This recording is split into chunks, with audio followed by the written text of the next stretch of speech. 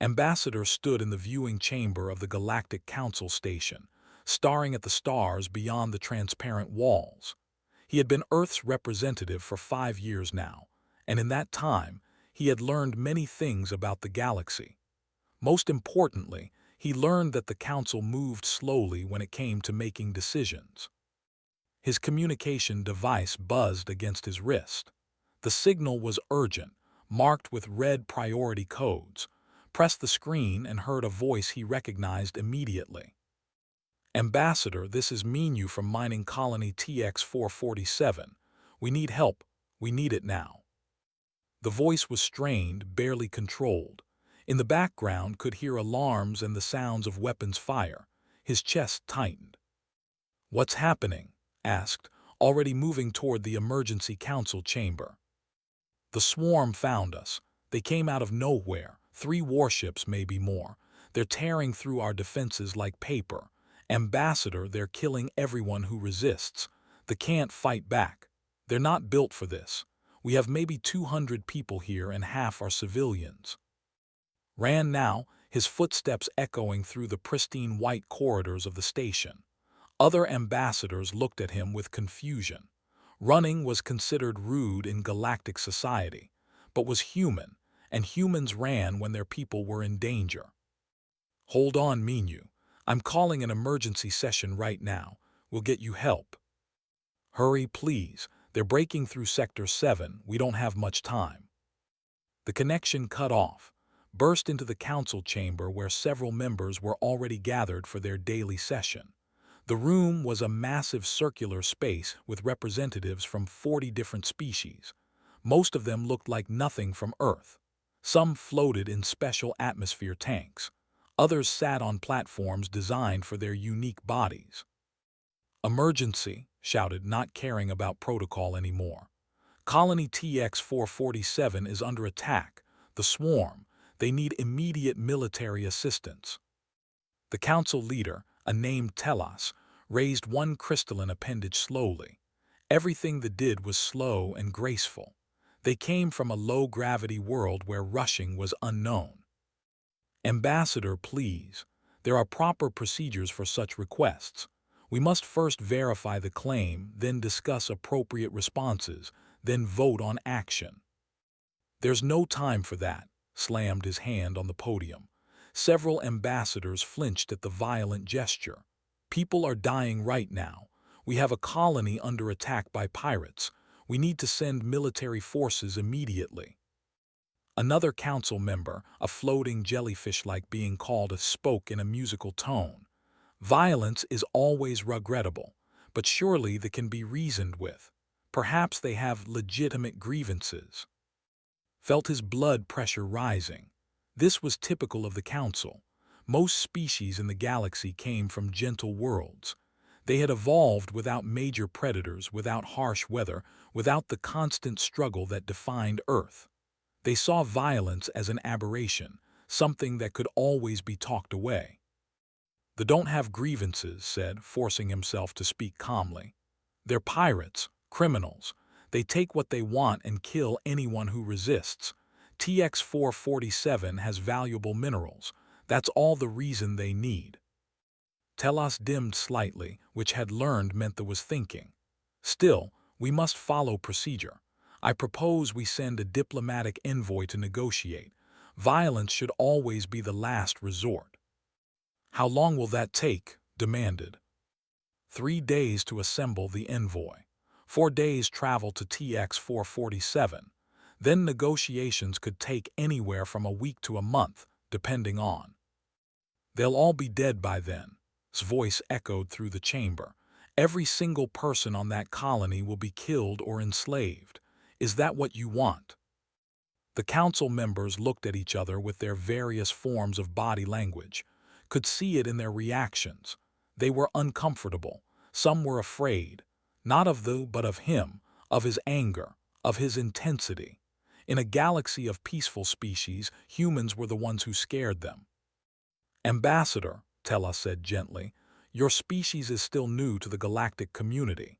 You must understand that we have maintained peace for over 1,000 years through patience and diplomacy. We do not rush to violence as some species might. The meaning was clear, as humans might, as the might. Took a deep breath. His hands were shaking.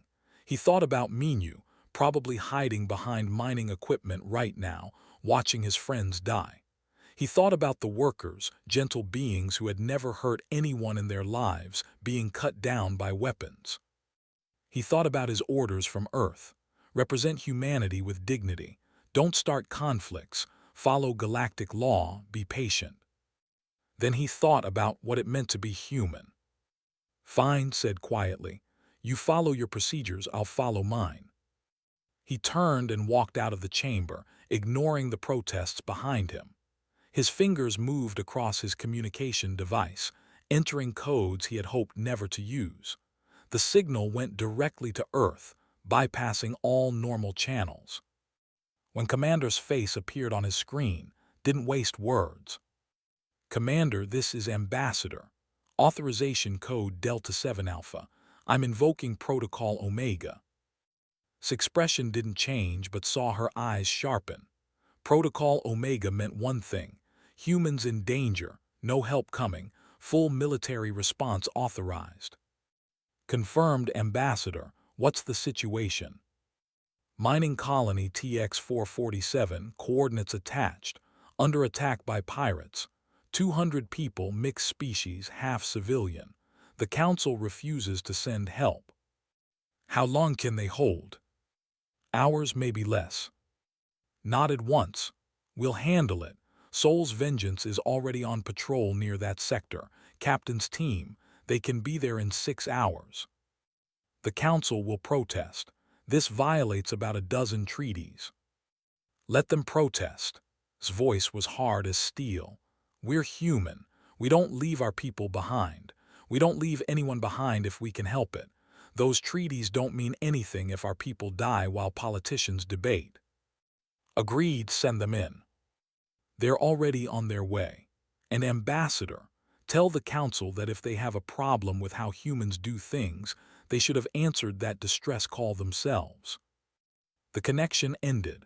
Stood in the empty corridor, knowing that what he had just done would have consequences.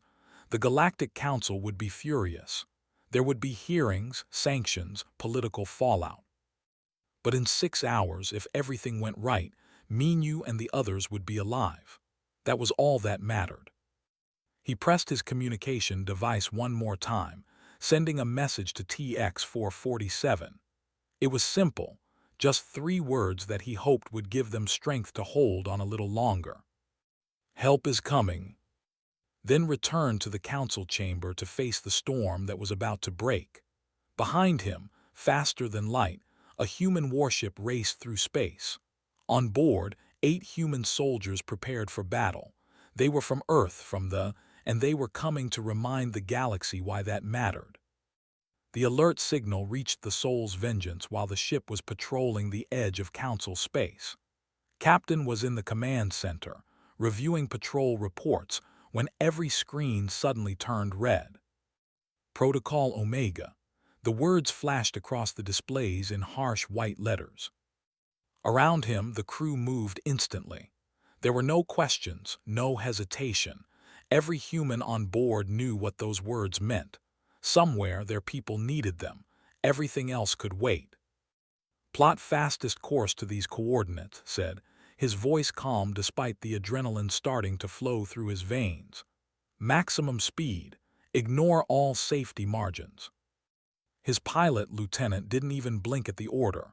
Her fingers danced across the navigation controls. Plotted. We'll hit a G acceleration. The aliens can't handle that.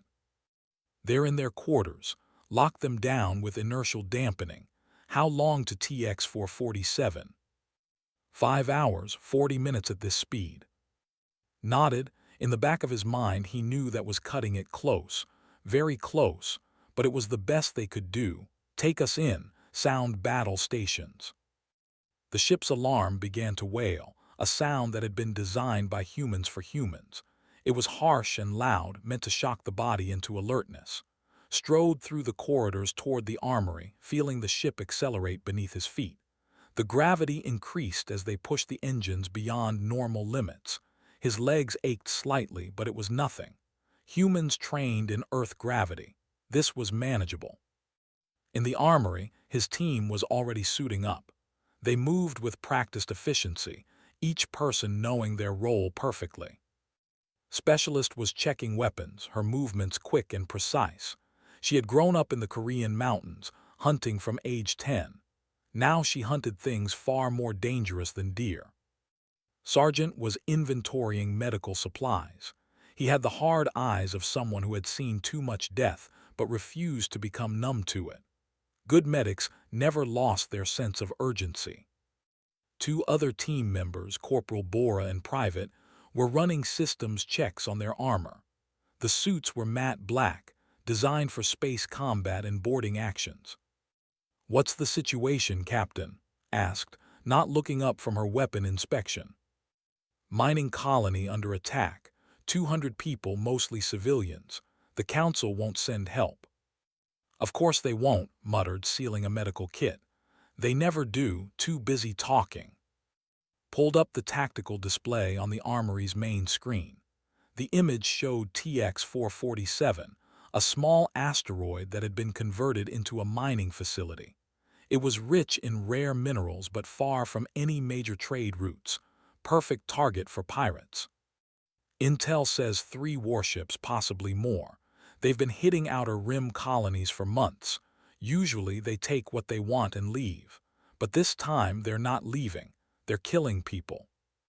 "Why?" Bora asked, her young face troubled. "Because they can," said flatly. "Because no one stops them. They think they're the apex predators out here." Smiled grimly. "Then they haven't met us yet. Listen up. We're going in hard and fast. We'll bring us in through the asteroid field. They won't expect an approach from that vector because it's too dangerous for most species to navigate."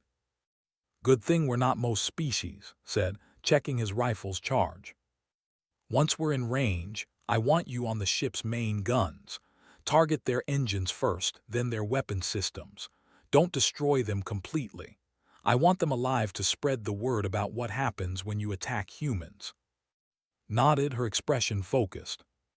"Bora, you're with me on the boarding team. We're going into the colony itself. There are workers there and humans.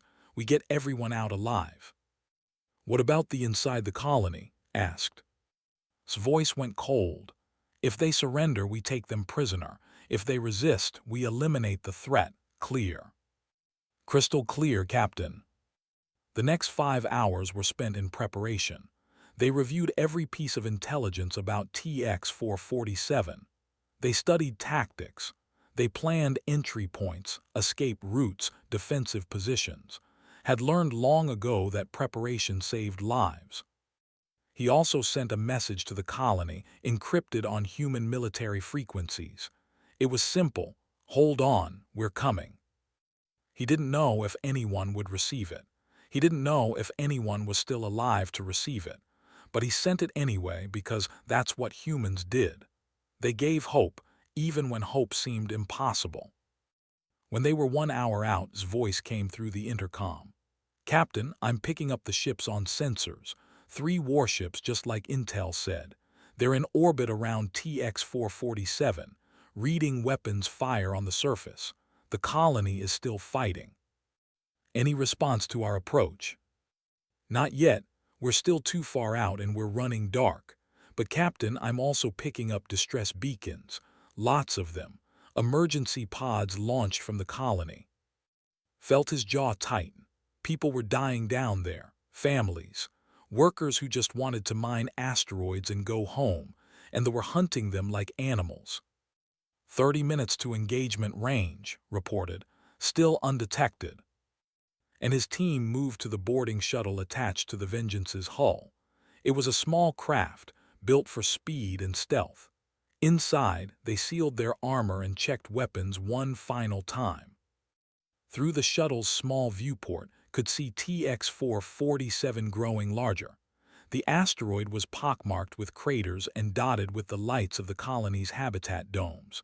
Some of those lights were flickering. Some were going dark. 10 minutes, said. Ships are detecting us. They're turning to engage. Let them, replied. You're active, light them up.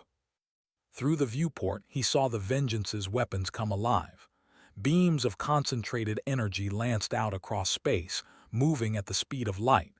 The ships tried to evade, but they were too slow, too predictable. The first ship's engines exploded in a flash of white fire. The second ship managed to raise shields, but adjusted her aim and punched through with a sustained barrage. The third ship tried to run. Oh no, you don't, his voice came through the comm, cold with fury. Another volley perfectly aimed. The third ship's propulsion system went dark. That's for every person you killed, whispered. Boarding team go, ordered. The shuttle detached from the Vengeance and dove toward TX-447. Flew like she was born in space, threading through debris and weapons fire with inhuman precision. Well, human precision, which was better than anything else in the galaxy. They hit the asteroid's surface at a speed that would have killed most aliens. The shuttle's impact dampening strained but held. The team was out in seconds, moving through the airlock into the colony's corridors. The scene inside was chaos. Bodies lay in the corridors, both human and alien. Weapon fire echoed from deeper in the complex. Smoke filled the air. Start triage on the wounded, ordered. Everyone else with me.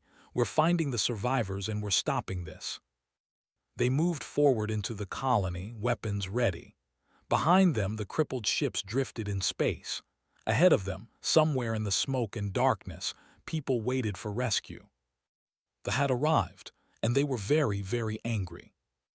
Minyu pressed his back against the cold metal wall, breathing hard.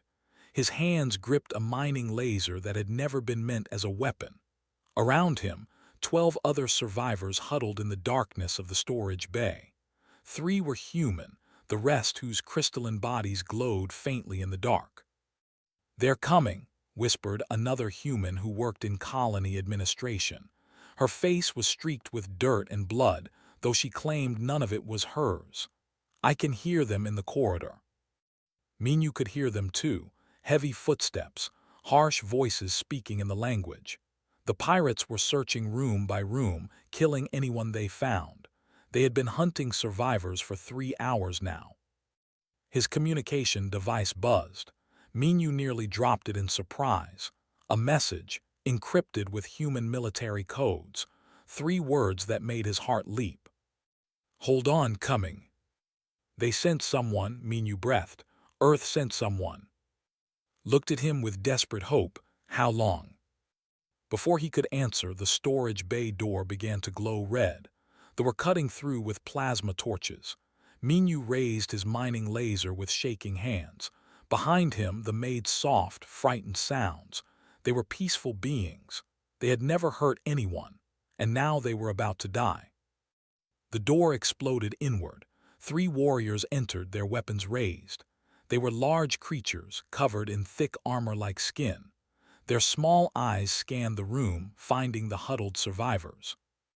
One of them spoke in broken galactic standard. No resistance. Come, you work for us now. We're not going anywhere with you, Minyu said, his voice steadier than he felt. The laughed, it was an ugly sound. Then you die. They raised their weapons. An explosion rocked the colony, so powerful that everyone fell to the ground. The lights flickered and died, then emergency systems kicked in with dim red lighting. Through the damaged doorway, Minyu heard something new. Weapons fire, but different from before. Sharper, more controlled. And screaming, they were screaming. Stay down, Minyu yelled to the others. He crawled toward the doorway, peering into the corridor. What he saw made him want to cheer and cry at the same time. Humans, real human soldiers in black armor, moving through the corridor like hunting wolves. They moved faster than they could track, using the low gravity to their advantage. They flipped, rolled, used the walls and ceiling as launching points. It was beautiful and terrifying. One soldier, a woman with weapons on both arms, saw a group of raising their guns toward a wounded. She didn't even slow down. Her weapons fired in a continuous stream, and fell before they could pull their triggers. Another soldier, larger and moving with careful precision, was treating wounded colonists. A medic. He worked quickly, his hands gentle despite the chaos around him. And leading them, moving with absolute confidence, was a man whose armor was marked with captain's insignia. He saw Minu and gave a quick hand signal. "Stay down. We've got this." The corridor tried to regroup, forming a defensive line. They had numbers on their side, at least 20 warriors against only 5 humans. It didn't matter. The humans tore through them like a storm through paper. They used every advantage they had. When they tried to aim, the humans were already somewhere else. When they fired, the humans absorbed hits on their armor and kept coming. When they tried to run, the humans ran faster. Minu watched one human soldier, a young man barely 20, take a direct hit from a plasma weapon. The blast should have killed him. Instead, he stumbled, steadied himself, and returned fire with cold precision. The who shot him went down permanently. The fight lasted less than 3 minutes. When it ended, every in the corridor was either dead or unconscious. The humans stood among them, breathing hard but still ready. The captain approached the storage bay, removing his helmet. His face was calm, professional. "I'm Captain, Earth Defense Force. Are you Minu?" "Yes, how did you?" "Ambassador sent us. Is everyone here okay?" "We're alive, some injuries but alive. They need medical attention." Nodded to his medic. "Take care of them. Secure this corridor. Bora, sweep the adjacent sections. I want every survivor found and every hostile neutralized." The team moved instantly, each soldier knowing their job. Knelt beside the injured, his large hands surprisingly gentle as he treated their wounds. He spoke softly to them, his voice reassuring despite the battle raging elsewhere in the colony. Emerged from the storage bay, staring at the soldiers. "You came. You actually came." "Of course we came," said simply. "You called for help, we're human, that's what we do." The Galactic Council said. "The Council isn't here, we are." His expression hardened. "How many are left in the colony?" "Maybe 30, scattered through the different sections," Minu said. "They split up to hunt survivors. I think their leader is in the main control center. He's been coordinating from there." "Then that's where I'm going. You two stay here help him with the wounded." "I want to come with you," Minu said. "This is my colony, my people." Looked at him for a long moment, then nodded. "Can you shoot that mining laser?" "I'm a mining supervisor. I've been using these since I was 18. "Good enough. Stay behind me, do exactly what I say, and don't hesitate if you need to fire. These won't show you mercy." They moved through the colony corridors, picking up more survivors as they went. Each time they found people would leave them with clear instructions. "Barricade yourselves. Wait for the all clear. Help any wounded you find." The other human soldiers reported in regularly. Bora had found 15 survivors in the lower mining levels, had cleared the residential section, finding 3 and 2 dozen terrified colonists, was working her way toward the docking bays where more were trying to reach their escape shuttles. "Not letting any of them leave," his voice crackled over the comm. "They came here to kill, they can answer for it." They reached the control center door. It was sealed and reinforced. Examined it briefly, then pulled an explosive charge from his belt. "Stand back," he said calmly. The explosion was controlled and precise. The door blew inward and went through instantly, his weapon up and ready. Inside, the leader stood with 4 guards. They had hostages, 3 held at gunpoint. The leader snarled something in his own language, then switched to Galactic Standard. "Leave now or they die." Didn't even pause. His weapon fired 4 times in rapid succession. Each guard dropped with a single shot between the eyes. The leader stood alone, his weapon now trembling in his hands. "You missed me," he growled. "No," said quietly, "I didn't." He stepped closer, and Minu saw something in the captain's eyes that made his blood run cold. It wasn't rage. It wasn't hatred. It was something far more terrifying, complete certainty. You came to our colony, you killed our people, you hunted them like animals. Did you think there would be no consequences? The tried to raise his weapon, was faster, disarming him with a quick motion and forcing him to his knees. You're going to stand trial, said. You're going to face justice for what you've done, and every other pirate in this sector is going to hear about it. They're going to learn that humans protect their own. Always. He pressed a button on his comm. All teams report. One by one, his soldiers checked in. All sections cleared. All survivors located and secured. All hostiles neutralized or captured. Colony secured, Captain reported. We won. Looked around the control center, at the hostages who were now crying with relief, at Minu who stood with his mining laser lowered, at the leader kneeling in defeat. Yes, he said quietly, we won. Outside, through the control center's viewports, Minu could see the warships drifting helplessly in space. The Soul's Vengeance hung in orbit, its weapons still active, watching for any sign of trouble. Help had come. The had answered the call, and TX-447 was safe again. The medical bay of TX-447 was crowded with wounded colonists, moved between them with quiet efficiency, treating injuries that ranged from minor cuts to severe plasma burns. His large hands worked with surprising gentleness, especially when he treated the workers. One young, barely an adult of her species, flinched when approached with medical supplies. Her crystalline body was cracked in several places, and she was clearly in pain. It's okay, said softly, kneeling to be at her eye level. I'm not going to hurt you, I'm here to help. You are human, she whispered, her voice like chimes. You are from the... Yes, but that doesn't mean I want to hurt you. He worked carefully, applying specialized sealant to her cracks. They had very different biology from humans, but had studied alien medicine extensively. He knew how to help. I watched you fight, the young said. You were shot, the plasma hit you directly, you should have died. Glanced at the burn mark on his armor. It hurt, a lot, but our armor is good and humans heal fast. We come from a tough planet. You heal fast, she sounded amazed. That injury would kill one of my people. Different worlds make different species, said, finishing with her wounds. Your people evolved on a gentle world. Mine evolved on a world that tried to kill us every day.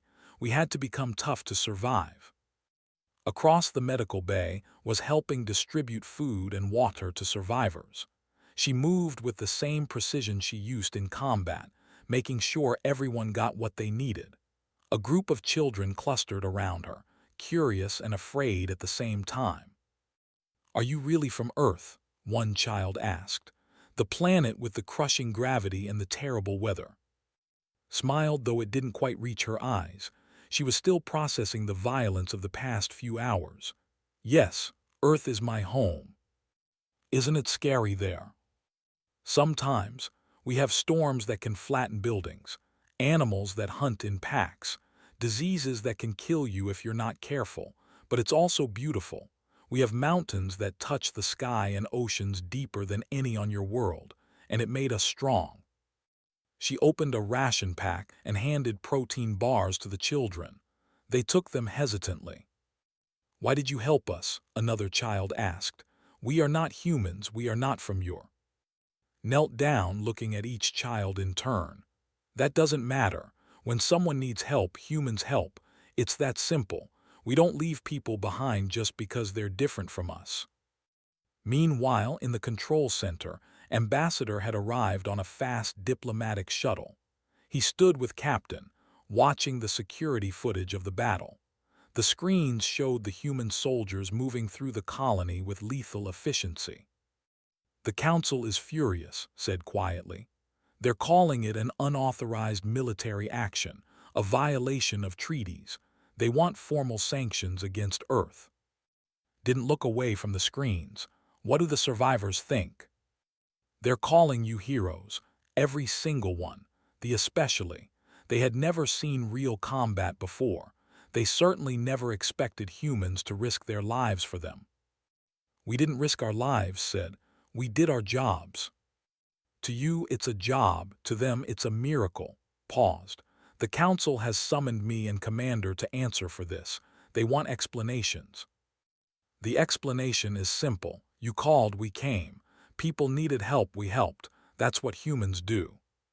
Smiled slightly. I know that, you know that, but the council fears us. They see what we're capable of, and it terrifies them. Most species in the galaxy evolved without significant violence. War is alien to them, but we're good at it. Too good. Being good at something doesn't mean we want to do it, said. I don't enjoy killing.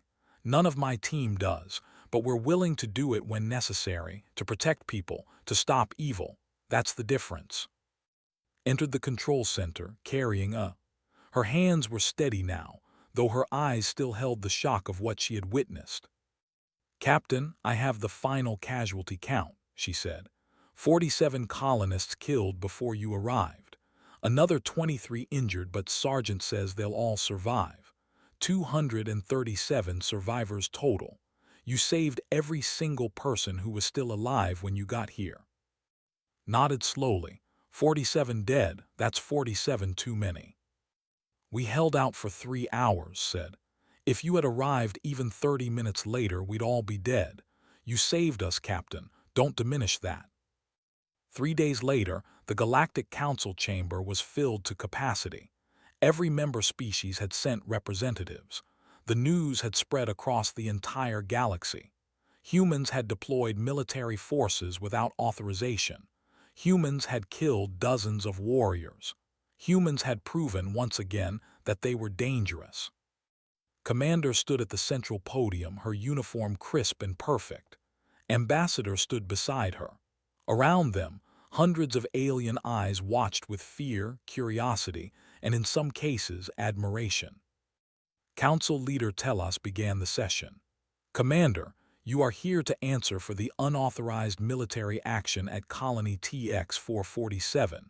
By deploying forces without Council approval, Earth has violated the Treaty of Peaceful Response and the Military Limitation Accord. How do you respond? His voice was calm and clear. I respond by saying we saved 237 lives. A murmur ran through the chamber. Several council members made sounds of disapproval. That is not an answer, Telos said. The issue is not the outcome but the method. You used violence. You killed sentient beings. You acted without authorization. We acted because you wouldn't, said flatly. Ambassador requested military assistance. You wanted to send diplomats that would take a week to arrive. In 3 hours, they killed 47 people. What would they have done in a week? That is speculation, a representative said in its musical voice. Violence is never the only answer. Turn to face the. Tell that to the child who watched her mother die. Tell that to the human workers who fought with mining tools because no one would help them. Tell that to the families of 47 dead people who died because this council values procedure over lives. The chamber erupted in protests. Some agreed with her, more condemned her words. Telos called for order, his crystalline body flashing with agitation. You speak with disrespect, Telos said. The council has maintained peace for over 1,000 years through careful negotiation and restraint. We do not rush to violence as humans do. Stepped forward, her eyes hard. You want to know why humans rush to violence? Let me tell you about Earth. Our planet has gravity that would crush most of you. We have diseases that can kill in days. We have predators that hunt in coordinated packs. We have weather systems that can destroy entire cities. We evolved to survive the unsurvivable. She paused, looking around the chamber. But you know what else we evolved? Loyalty, cooperation, the ability to sacrifice ourselves for others. Because on Earth, the only way to survive was together. We protected our families, our tribes, our communities. And when we reached the stars, we didn't stop protecting. We protect everyone who needs it, whether they're human or not. You are dangerous, Tella said softly. Yes, agreed. We are very dangerous because Earth made us that way, but being dangerous doesn't mean being evil. My soldiers killed warriors, that's true, but they also saved children. They treated the wounded. They protected the weak. That's what Earth taught us.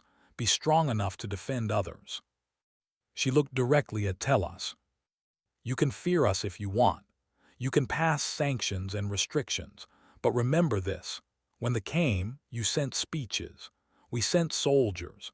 Those 237 people are alive because humans from a cared more about saving them than following your procedures.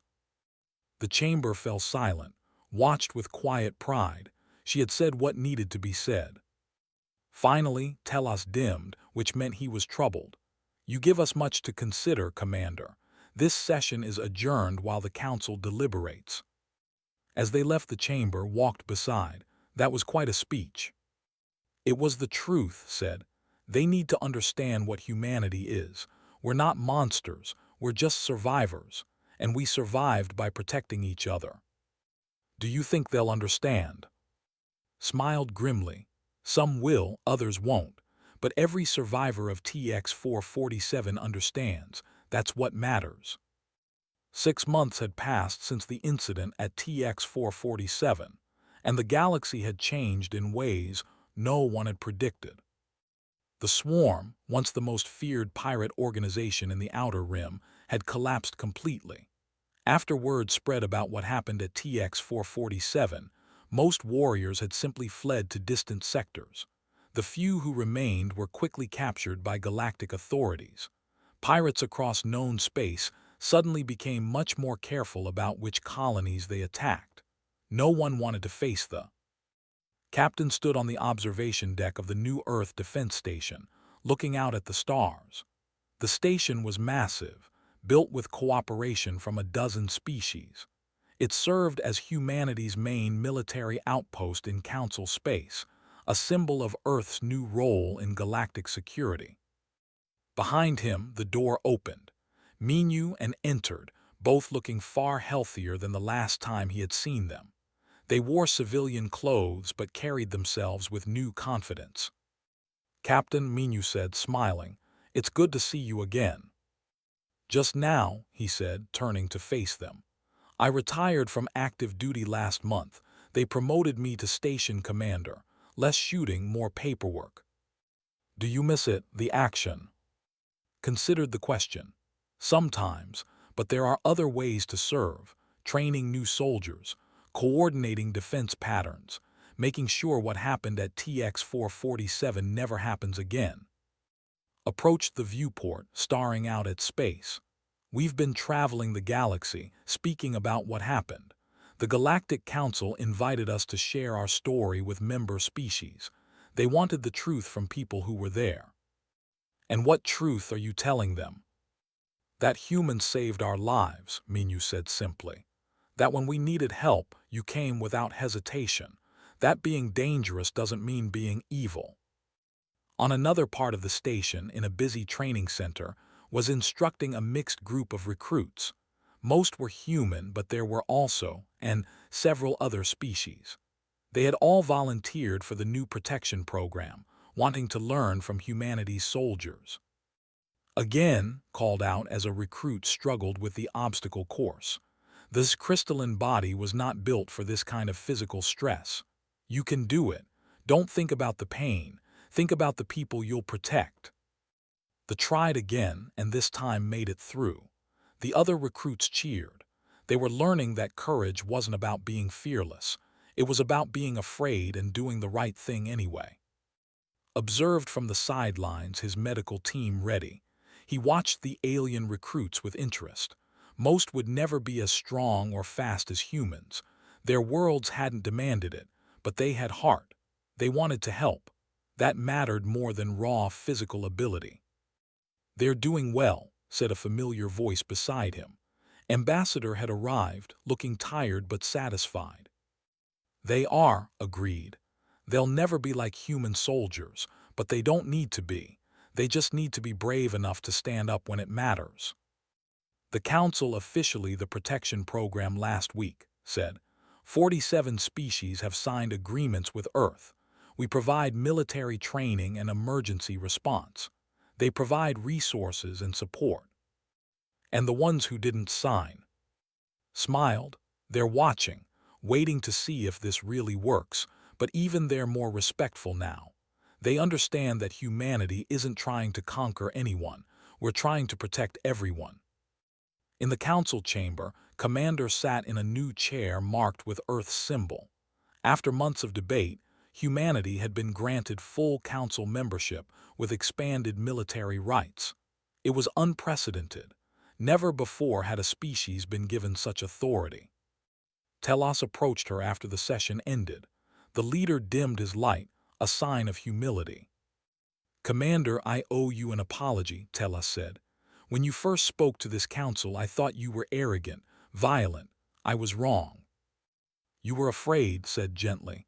"That's understandable. We are scary." "You are, but you are also necessary. The galaxy needs protectors, not just diplomats. I understand that now. My people understand it. The colonies have all signed defense agreements with Earth. We'll keep your people safe, promised. That's what we do." "I know, that is why we trust you." Later that day, at TX 447, the mining colony had been completely rebuilt. New domes gleamed in the asteroid's artificial light. New workers arrived daily, drawn by the promise of safety. The colony was now the most secure in the sector, protected by both human soldiers and advanced defense systems. In the center of the main plaza stood a memorial. It listed the names of the 47 people who had died during the attack. Below their names was a simple inscription in multiple languages. They were not forgotten. Help came. Minyu and stood before the memorial, having returned for the dedication ceremony. Around them, hundreds of colonists gathered, both human and alien. They had all come to remember and to celebrate life. A young girl, the same one had treated in the medical bay, approached Minyu shyly. She held a small crystal sculpture she had made. "This is for the humans," she said quietly, "to say thank you." The sculpture showed a human soldier kneeling beside a child, offering protection.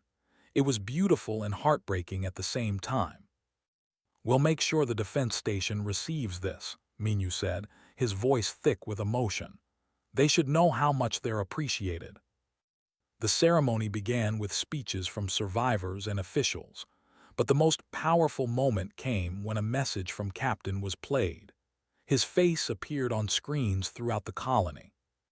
"To the people of TX 447, his recorded message said, "What happened here should never have happened. 47 people lost their lives because help came too slowly. We can't change that, but we can make sure it never happens again. That's why we built the defense station. That's why we created the protection program. Because every person in this galaxy deserves to feel safe.